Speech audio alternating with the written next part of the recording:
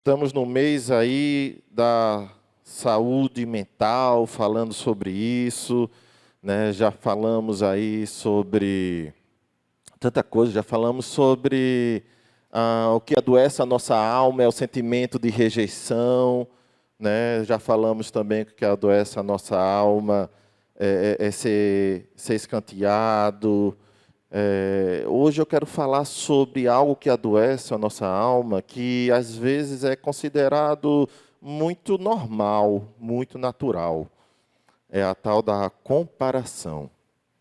Quantas vezes você já deixou de viver? Quantas vezes você já deixou de viver algo na sua vida? Algo maravilhoso? Ou você se sentiu insuficiente, triste, infeliz, por estar se comparando com alguém ou se comparando com um ideal, né? Às vezes a gente não se compara com alguém, a gente se compara com um ideal. A gente cria essa ilusão, essa fantasia de um ideal e acaba vivendo isso, se comparando com esse ideal. E o pior é que isso tem se tornado cada vez mais comum e a gente tem olhado para essas comparações que nós mesmos fazendo, muitas vezes nós mesmos, como algo natural, algo comum. Mas o que é que isso está fazendo com a nossa alma? O que é que essa comparação faz com a nossa alma? Eu não sei se você lembra da história de Simone Biles, aquela atleta, talvez uma das maiores atletas olímpicas aí, né, dos últimos tempos. Em 2021, durante as Olimpíadas de Tóquio, ela saiu das competições apenas para dizer: preciso parar e cuidar da minha saúde mental. Muita gente na época não entendeu o que estava acontecendo, né? Algumas pessoas criticaram, outras pessoas apoiaram, e ficou aquela coisa, umas pessoas entenderam, outras não, e não sabia exatamente o que estava se passando. Na época, eu lembro que a pergunta era quem ia levar a medalha de prata, porque a medalha de ouro era dela, era certo. E como é que ela abandona assim as Olimpíadas, bem no meio das Olimpíadas, né? O que é que estava se passando com ela? E ela explicou isso em uma entrevista. Ela disse assim, abre aspas: comecei a competir contra uma imagem de mim mesma que não existia mais. Era como se tudo o que eu fizesse nunca fosse o suficiente. As pessoas esperavam perfeição. E eu comecei a acreditar que precisava ser perfeita em todo o tempo. E aqui ela viveu uma mistura de dois tipos de comparação. Ela se comparava com um ideal, com um imaginário que ela criou, ela se comparava com ela mesma e também se comparava com a imagem que as pessoas estavam projetando sobre ela. E em tudo ela tinha que ser perfeita. E quando eu olho para a gente, sabe, Helena, eu vejo que é assim que muitos de nós estamos vivendo. Nos comparando o tempo todo, tentando provar o nosso valor, que somos bons o bastante. E esse processo de comparação, essa lógica da comparação nos coloca num lugar onde a gente compara tudo. Tudo, absolutamente tudo. Nosso casamento, a gente compara com o do outro. Nossos filhos, a gente compara com os filhos do nosso amigo, do nosso primo, compara com outros. Nosso corpo, nosso salário, nosso trabalho, nossa viagem de lazer, nossa felicidade. O que mais que a gente compara? Nosso dia a dia com o outro, ou com esse ideal imaginário. Que às vezes a gente compara muito com o outro, e às vezes com esse imaginário, com esse ideal, o que às vezes é até pior, esse ideal, porque é um patamar que nunca chega. E a gente se compara com um ideal masculino de pai perfeito, sabe, de filho perfeito, de esposa perfeita, de marido perfeito, de um trabalhador de sucesso perfeito, de um aluno nota 1000 perfeito, de um cristão perfeito, sempre nos comparando, colocando em confronto aquilo que realmente somos com uma imagem de que nós não somos. Criamos uma versão fantasiosa do que deveríamos ser. E mesmo sem perceber, aos pouquinhos, nos perdemos de nós mesmos.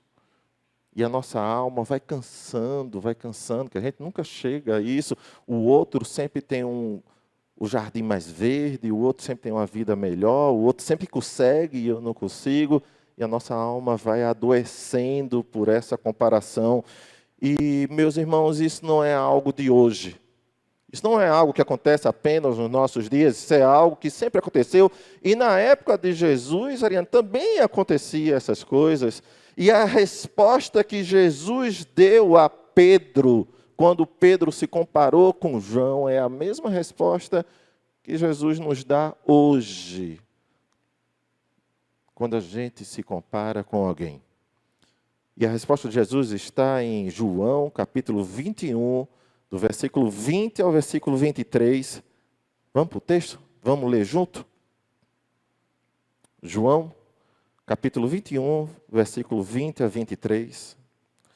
Pedro voltou-se e viu que o discípulo a quem Jesus amava os seguia. Em algumas versões diz que Pedro virou-se para trás e viu que o discípulo amado a quem Jesus amava os seguia. Este era o que se inclinava, o discípulo amado, era o que se inclinava para Jesus durante a ceia e perguntara: Senhor, quem te irá trair? Quando Pedro viu, perguntou: Senhor, e quanto a ele? Respondeu Jesus: se eu quiser que ele permaneça vivo até que eu volte, o que te importa? Segue-me você. Por isso que se espalhou entre os irmãos o rumor que aquele discípulo, se referindo a João, não iria morrer. Mas Jesus não disse que ele não iria morrer. Apenas disse: se eu quiser que ele permaneça vivo até que eu volte, o que te importa? Hoje, meus irmãos, eu quero convidar você a refletir em um único princípio desse texto. Geralmente eu trago aqui alguns princípios, a gente lê um texto, extrai do texto algumas lições para a nossa vida na prática. Hoje eu quero extrair só uma lição, só um princípio, e que a gente possa sair daqui internalizando isso, entendendo: você não é todo mundo. Essa frase, você não é todo mundo, talvez os mais novos não tenham a força dessa frase tão forte, mas é uma frase da geração passada que a gente ouviu muito das nossas mães, né? E era falada como forma de chamar a atenção do filho para dizer: você tem uma individualidade, você tem uma singularidade, você tem uma identidade que não é a identidade de todo mundo. Geralmente isso acontecia quando o filho se comparava com o grupo de amigos, com os seus amigos, né? E dizia assim: não, mãe, mas está todo mundo indo, está todo mundo fazendo. Aí a mãe vinha e respondia: mas você não é todo mundo. Essa frase comunicava assim, dizendo: você, filho, você, filha, é única. Você, filho, é único. Você tem sua própria história. Não é a história de todo mundo, é a sua história. Você tem um valor. Valor que foi construído dentro dessa história. Essa história tem particularidades, tem singularidades que pertencem a você. E não é porque o outro está fazendo que você vai fazer também. Você não é todo mundo. Você é único. E me parece, meus irmãos, que essa foi a resposta de Jesus para Pedro. Quando Pedro se volta para trás e diz, e quanto aquele discípulo, Senhor? E Jesus vem ali e diz, para de olhar para o outro. Você não é o outro. A sua história tem a ver comigo. Vê a resposta que Jesus dá a Pedro, versículo 21 e 22. Quando Pedro o viu, perguntou, Senhor, e quanto a ele, se referindo a João, Jesus respondeu, se eu quiser que ele permaneça vivo, Pedro, até o que eu volte, o que te importa a vida de João? Segue-me. Meus irmãos, o contexto aqui era o seguinte, Pedro havia errado feio. Pedro, vocês lembram da história? Pedro negou Jesus 3 vezes.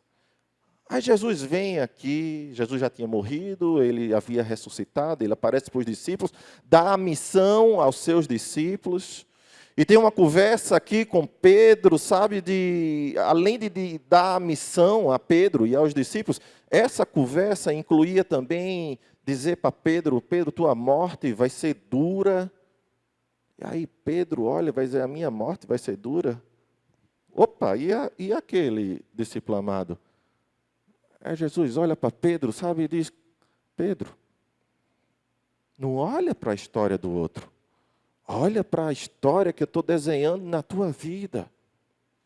Jesus perdoa Pedro nessa conversa. Pedro negou Jesus 3 vezes. 3 vezes Jesus faz Pedro declarar o seu amor para ele. Pedro, tu me amas? Amo, Senhor. O Senhor sabe que eu te amo. Então, apacenta as minhas ovelhas. Pedro, tu me amas? Eu amo, Senhor. Então, eu vou te dar uma missão, apacenta as minhas ovelhas. Pedro, tu me amas? Tu sabes, Senhor, que eu te amo. Tu sabes todas as coisas. Então, Pedro, apacenta as minhas ovelhas. Jesus restaurou a identidade de Pedro naquele momento, porque Pedro estava se sentindo menor. Pedro estava se sentindo incapaz, insuficiente, indigno dessa missão. E Jesus restaura a missão, o propósito e a identidade de Pedro, porque Pedro o seu erro não definia Pedro. E Jesus diz isso a ele, diz isso para nós hoje também. O erro, o seu pecado não lhe define diante de Jesus.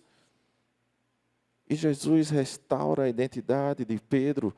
E mesmo depois, Gabriel, dessa restauração e do perdão ministrado na vida de Pedro, Pedro volta-se a comparar.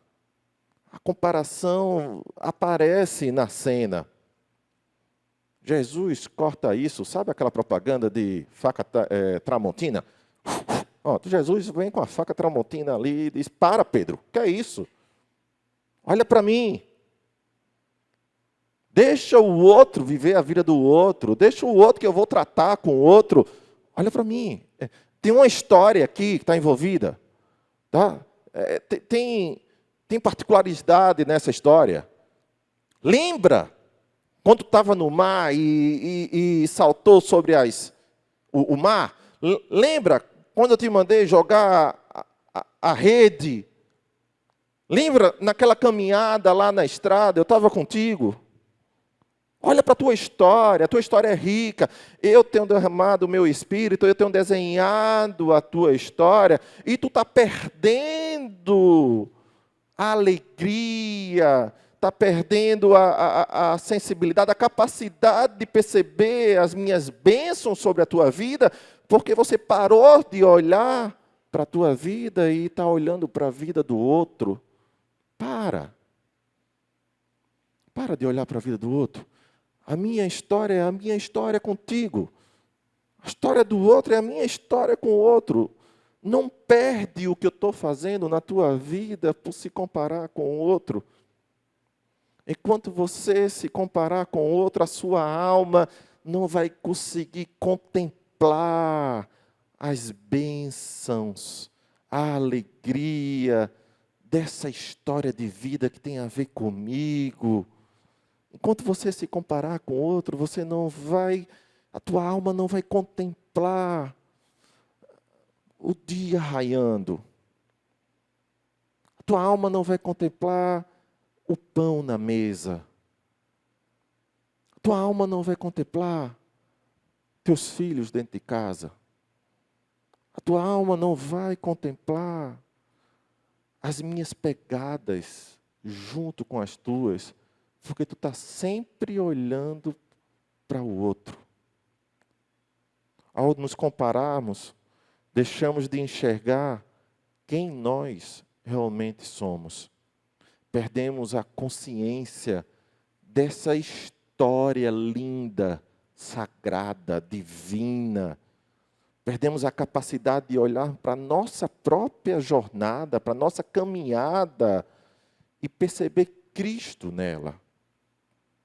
E não importa, Senhor, se eu subir ao mais alto monte, ou descer nas profundezas da terra, se eu for nas asas da alvorada, o Senhor ali está comigo. Se a gente fica o tempo todo comparando a nossa vida com a do outro, com ideais que nós criamos, a gente não consegue perceber quando a gente sobe no mais profundo monte. A gente não consegue perceber quando a gente vai para as asas da alvorada, que o Senhor está conosco. Sempre está faltando algo em nossa vida. Comparar-se pode até parecer um caminho de inspiração. Ah, Cláudio, mas eu preciso me comparar, né? Porque eu me inspiro e vou. Mas na maioria das vezes, meus irmãos, a comparação é o ladrão da alegria da nossa alma. Por isso nós precisamos parar, respirar, refletir e lembrar: o que Deus espera de mim não é que eu seja igual ao outro, mas o que eu viva aquilo que Ele me criou para ser. Que Deus espera de você, de você, de você, de você, de você, meu irmão. Não é que você seja igual a ninguém. É que você viva aquilo que Deus te criou para ser. Quando Pedro se comparou a João, ele perdeu-se de si mesmo. Ele se perdeu nessa caminhada da vida. Quando Pedro começou a conversar com Jesus, Jesus dizia: olha, Pedro, hoje tu pode ir e vir em qualquer lugar, mas vai chegar um tempo que vão pegar nas tuas mãos e vão te levar para um lugar em que você nem quer ir, mas vão te levar, se referindo à morte de Pedro. E Pedro olha para trás e vê João, o discípulo amado, aquele que inclinava a cabeça no ombro de Jesus. Está certo, Senhor, eu vou ter essa morte dura. Mas e aquele dali? Não, Pedro, a conversa é eu e tu. Não, mas ele também vai ter a morte dura, né, Senhor? Porque se eu vou ter, ele também tem que ter. Então, se a morte dele é mais lenta ou mais suave, né? Lenta não, suave, torna a minha mais suave também, Senhor. Não, Pedro, olha para mim, Pedro. Não olha para o outro, olha para mim. Pedro passou a enxergar o outro, meus irmãos, como um vilão. Como um vilão. Pedro perdeu a conexão do chamado de Deus, do propósito. Jesus estava ali falando para os seus discípulos da missão. Olha, vou mandar vocês para o mundo e meu espírito está sobre vocês. Ao se comparar, Pedro perdeu o propósito que Deus estava dando na vida dele, entende isso? De uma forma mais poética, Claudinha, eu posso dizer que Pedro perdeu o sonho de Deus na vida dele. E quais são os sonhos que Deus tem sonhado para nós e que nós estamos perdendo? Porque estamos o tempo todo nos comparando. Quais são os sonhos, o projeto, qual é a missão que Deus colocou na tua vida? Que por se comparar, você se sente incapaz, insuficiente de realizar. Meus irmãos, mesmo quando nós nos comparamos com nós mesmos, a exemplo de Simone Biles, que ela criou uma ilusão de uma imagem própria que já havia passado e que ela não conseguia chegar. Quando nós nos comparamos com nós mesmos, nós nos tornamos vilão desse projeto de Deus da nossa vida. Você se torna prisioneiro da expectativa, da frustração, né? Da frustração, da vergonha.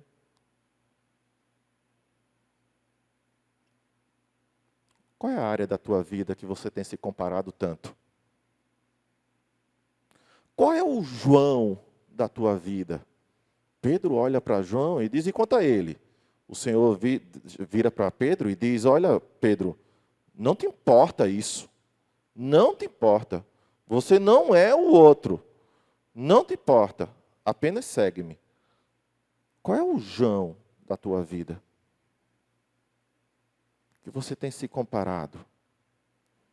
É nas redes sociais? Sabia que aqui dali é uma grande mentira? Aquela felicidade toda, sabe? Aquele brilho todo. Ali por trás tem uma história que sofre como você sofre, que tem desafios como você tem. Que aqui dali é feito para encantar, para seduzir, mas não é real. E a gente tem caído nessa armadilha de o nosso João ser as redes sociais. E a gente diz, a minha vida não é como o do meu vizinho nas redes sociais. Qual é o João da tua vida? A gente tem comparado o nosso casamento. A gente tem comparado a vida dos nossos filhos, porque o filho do meu vizinho ou o filho do meu irmão, sabe, é superdotado, nota 1000 no Enem, tem um desempenho no trabalho fantástico, e o meu filho tem uma singularidade diferente, ele não é superdotado, ele não tira notas boas. A gente fica comparando a bênção que o Senhor nos deu, a exemplo dos nossos filhos, por exemplo, com outros, e a gente perde a alegria, perde a capacidade de olhar para a bênção que Deus está nos dando, sabe, com o coração contemplando esse tesouro, o amor do outro, o nosso sustento, a nossa vida, o ar que a gente respira, a nossa liberdade. O que mais que eu posso destacar que Deus tem colocado em nossas bênçãos, em nossas vidas, que são bênçãos, e a gente tem perdido, a nossa alma tem perdido a capacidade de se alegrar com essas coisas que para muitos pode ser o cotidiano da vida, mas que para a gente não deveria ser. Para a gente que bate no peito e diz, não vivo eu, mas Cristo vive em mim, que melhor é viver Cristo, que a morte é lucro, porque eu vou me encontrar com Ele, e o viver é Cristo aqui nessa terra. A gente deveria ver Cristo em tudo. A gente deveria respirar Cristo. A gente deveria perceber o que é cotidiano da vida com os olhos, com a lente de que tudo é precioso, que tudo é bênção de Deus. A gente olha para algumas coisas e, pelo fato de ser cotidiano mesmo, né, vira banal. E, sabe, é banal. Banal é aquilo que perde valor. E a resposta de Jesus para Pedro é incrível. Versículo 22. Respondeu Jesus: se eu quiser que ele permaneça vivo, Pedro, até que eu volte, o que lhe importa? Quanto a você, siga-me. Siga-me. O veneno da comparação que adoece a nossa alma termina quando olhamos para Jesus de Nazaré. Ele é o modelo que devemos seguir. Ele é a referência, ele é o equilíbrio. É olhando para Jesus que nós encontramos cura para a nossa alma. É olhando para Jesus que ele nos faz lembrar quem nós somos, a nossa identidade diante dele. Está entendendo? Que a comparação nos rouba essa alegria de perceber que a senhora é filha de Deus, amada, e que ele morreu na cruz do Calvário pela senhora, por você, cada um por você, meu irmão. A gente perde isso. Jesus não te chamou, meu irmão, para se comparar com ninguém. Ele te chamou para segui-lo. Minha oração nessa manhã é que você e eu, nós possamos sair daqui entendendo. Nós não somos todo mundo. Você não é todo mundo. Você não é João. Você é Pedro. E você tem uma história única com esse Jesus de Nazaré. Não olha para outras histórias, olha para a tua história. Olha para as bênçãos, para as pegadas de Jesus na tua história. Olha para os momentos de dor que você teve na vida e Jesus colocou a mão no teu ombro, sussurrou no teu ouvido, eu estou contigo. Minha oração nessa manhã, meus irmãos, é se todo mundo está fazendo algo, se todo mundo está indo em uma direção, é que você entenda que você não é todo mundo. Se todo mundo está achando que não é amado, se todo mundo está achando que a vida é um poço de problemas, se todo mundo está achando que Deus está longe, você não é todo mundo. A sua história com esse Deus é única. Repito, ele morreu na cruz do Calvário. A Bíblia Sagrada diz que é esse Deus. Ele se esvaziou de si mesmo, tomou a forma de servo, de homem, e foi para a cruz do Calvário, por amor a todos nós. Não, por amor a você, a mim. Foi individual, entendeu, Gabriel? Não é por amor. Botou todo mundo num cesto, sem olhar a particularidade. Não, o teu nome está escrito na palma, na mão de Deus. Ele morreu na cruz do Calvário por você. Ele conhece a sua história mais do que conhecer a tua história. Ele está escrevendo a tua história. A comparação, ela cansa. Ela nos sufoca, ela adoece a nossa alma. Mas olhar para Jesus de Nazaré nos traz de volta essa identidade. Olhar para Jesus de Nazaré nos traz de volta para um propósito de vida, para entender, sabe, que tudo é oportunidade para glorificar Deus. Estava dizendo aqui para um casal que chegou a primeira vez, que está vindo aqui, que tudo na nossa vida, ela pode se transformar em culto. Que não é esse momento que a gente está vivendo agora, que é culto. Vamos começar o nosso culto agora. Eu tenho a impressão que se Jesus estivesse ali sentado, Jesus ia olhar para um lado e olhar para o outro e dizer, ninguém vai dizer nada, que o culto começou quando você acordou de manhã, quando você abriu os olhos. E ao parar de nos compararmos e olhar somente para Jesus de Nazaré, nós percebemos que tudo na vida vira palco desse culto de adoração a Deus. O vale da sombra da morte vira palco de culto, de adoração a Deus. As bênçãos que Deus coloca sobre nossas vidas também vira palco de adoração a Deus. Tudo é por Ele e para Ele, e nada existe fora dEle. Nós que somos seguidores de Jesus Cristo, temos que olhar para o mundo e perceber a beleza que é cada instante da vida, porque Cristo está conosco. Perceber a beleza que é em poder estender a mão a alguém caído e dizer: se levanta, meu irmão, eu estou contigo.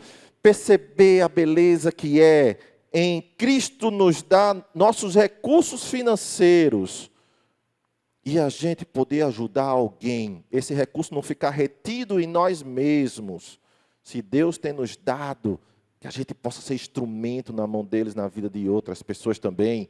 Seja em missionários na África do Sul, seja naquele rapaz ali da esquina no sinal, que está há 2 dias sem comer. Tudo é missão. Porque fomos chamados para ser sal e luz nessa terra. Tudo é palco da adoração a Deus. A gente não tem um momento no domingo que a gente diz: vou entrar em adoração e na segunda-feira eu vou sair. É segunda, terça, quarta, todos os dias da semana são dias santos. São dias para a gente colocar diante de Deus a nossa vida, o nosso casamento, em consagração, em santidade, a nossa vida profissional, a nossa vida na sociedade, a nossa vida dentro de uma comunidade de fé, e dizer o que é que eu posso fazer mais dentro de uma comunidade onde tem irmãos que confessam que Jesus Cristo também é Senhor da vida desses irmãos, onde eu posso caminhar. Afinal de contas, nós não caminhamos sozinhos, isso é uma grande loucura você caminhar sozinho, a gente precisa de pessoas para caminhar, e como é bom a gente caminhar com pessoas que nos lembrem. Levanta a cabeça, meu irmão. Lembra naquela época em que tu estava triste e Deus te restaurou? Deus está contigo. Como é bom a gente caminhar com pessoas que nos lembre que Deus tem um sonho na nossa vida, tem um projeto na nossa. Você não está sozinha.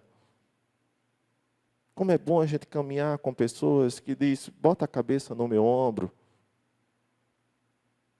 Vamos caminhar junto.